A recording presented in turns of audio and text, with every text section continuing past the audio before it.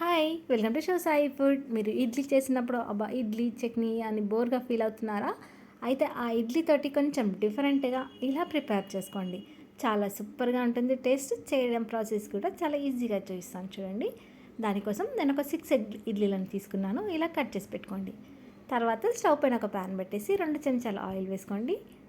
ఇప్పుడు 1 చెంచా జీలకర్ర, దాన్ని కొంచెం వేగనివ్వండి. అది వేగిన తర్వాత సన్నగా కట్ చేసి పెట్టుకున్న పచ్చిమిర్చి ఒక 2 తీసుకోండి. ఇప్పుడు వెల్లుల్లి ఒక 4-5ని ఇలా కట్ చేసి వేసుకోండి.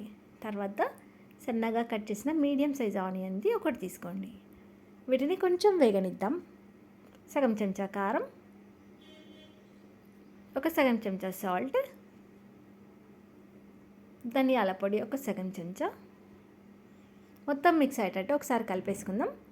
మనం ప్లెయిన్ ఇడ్లీ చట్నీ కాకుండా కొంచెం స్పైసీగా డిఫరెంట్గా మనం ఇలా ఈజీగా ప్రిపేర్ చేసుకోవచ్చు. పిల్లలు మనకు డిఫరెంట్గా ఏదైనా చేయమన్నప్పుడు ఇలా చాలా ఫాస్ట్గా తక్కువ టైంలో ప్రిపేర్ చేసుకోవచ్చు. ఇప్పుడు కట్ చేసిన ఇడ్లీ ముక్కలని ఇందులో వేసేయండి. ఇప్పుడు మొత్తం కలిసేటట్టు కలిపిన తర్వాత దీంట్లోకి కొంచెం సోయా సాస్, కొంచెం టమాటా సాస్, మంచి టేస్ట్ అనేది వస్తుంది. సూపర్ టేస్టీగా ఉంటుంది. అలాగే సన్నగా కట్ చేసి పెట్టుకున్న కొత్తిమీర వేసేసి ఫైనల్గా మొత్తం ఒకసారి కలిపేసుకోండి. ఈ మసాలా మొత్తం దీనికి పట్టేటట్టు మనం ఒకసారి కలిపేసుకొని ఒక 2-3 నిమిషాలు ఇలా ఫ్రై చేసేసుకోండి. ఎక్కువ టైం ఏం పట్టదండి, ఎక్కువసేపు ఏం వేయించాల్సిన అవసరం లేదు. ఇలా మొత్తం కలిపేసుకుంటే సరిపోతుంది. మనం ఇడ్లీ వేయగానే అందులో ఉండే ఆయిల్ కానీ మసాలా కానీ తొందరగా అబ్జర్వ్ చేసేసుకుంటుంది. ఇడ్లీ మసాలా అనేది తొందరగా పట్టేస్తుంది ఇడ్లీకి. ఎక్కువ టైం పట్టకుండా చాలా ఫాస్ట్గా అయిపోతుంది. చూసారు కదా ఎంత ఈజీగా ఉందో. మీకు ఎప్పుడు కావాలంటే అప్పుడు పిల్లలు అడిగిన ప్రతిసారి మీరు ఇలా ప్రిపేర్ చేసి పెట్టచ్చు.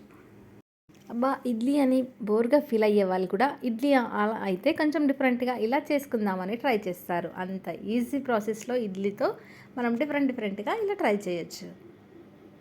మీకు ఒకవేళ టమాటా సాస్ అలా ఇష్టం లేకపోతే ఒక టమాటాని కట్ చేసి మిక్సీ జార్లో వేసి అందులో సగం చెంచా చక్కెర వేసేసి మిరియాల పొడి సగం చెంచా వేసి కూడా తాలింపులో వేసి ఇలా కూడా ప్రిపేర్ చేసుకోవచ్చు. మనకు సాస్ వద్దనుకున్నా ఇలా ప్రిపేర్ చేసుకున్న సూపర్ టేస్టీగా ఉంటుంది. ఇలా చేసి సర్వ్ చేసుకోండి. అంతే అండి, ఎంత టేస్టీగా ఉంటుంది. ఒకసారి ట్రై చేయండి. Thank you for watching.